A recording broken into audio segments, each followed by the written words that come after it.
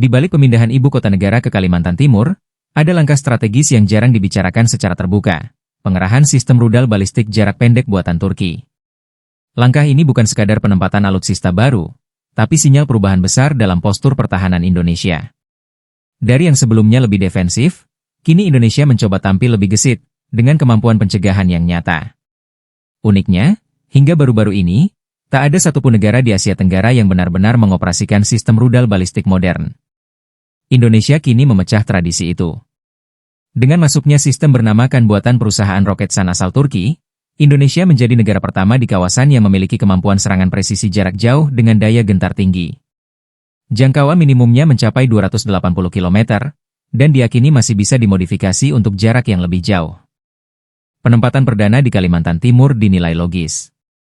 Wilayah ini relatif aman dari ancaman serangan langsung, berhadapan dengan jalur pelayaran vital di utara, sekaligus melindungi pusat pemerintahan baru di IKN. Selain faktor geografis, langkah ini juga punya nilai simbolis. Pemerintah ingin memastikan bahwa ibu kota masa depan tidak hanya indah di atas kertas, tetapi juga terlindungi dari ancaman modern.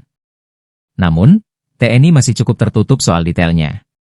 Memang ada konfirmasi pengiriman batch pertama rudal balistik dari Turki, tapi jumlah pasti dan lokasi penempatannya tidak dibuka ke publik.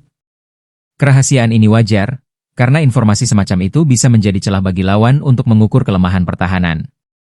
Jika dibandingkan, beberapa negara di kawasan sebenarnya sudah memiliki rudal balistik, seperti Vietnam dengan Hwasong 6 dan Myanmar dengan BP-12A, tapi mayoritas sistem itu adalah warisan era Perang Dingin, tua, dan tak lagi relevan dengan standar peperangan modern.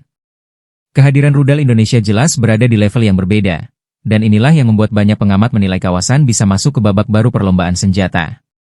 ASEAN selama ini cenderung menghindari kepemilikan rudal balistik karena sifatnya ofensif dan sulit ditangkal. Tapi begitu satu negara berani melangkah, wajar jika tetangga lain mulai melirik opsi serupa.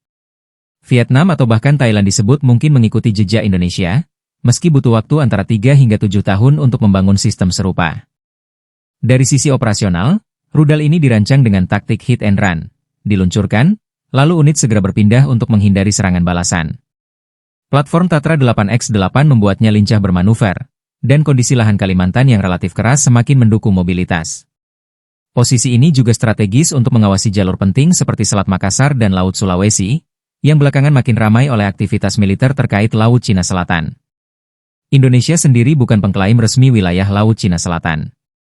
Namun klaim 9 garis putus-putus Cina tumpang tindih dengan zona ekonomi eksklusif Indonesia di Natuna. Dengan adanya sistem KAN, Indonesia punya opsi pertahanan fleksibel yang bisa memberi efek pencegah terhadap potensi ancaman di kawasan tersebut. Bagi sebagian analis, langkah ini adalah lompatan besar. Kemampuan rudal presisi kini bukan lagi monopoli negara besar seperti Amerika Serikat, Rusia, atau Cina. Indonesia ingin menunjukkan dirinya sebagai kekuatan regional yang kredibel, tanpa mengorbankan citra sebagai negara yang peduli stabilitas kawasan.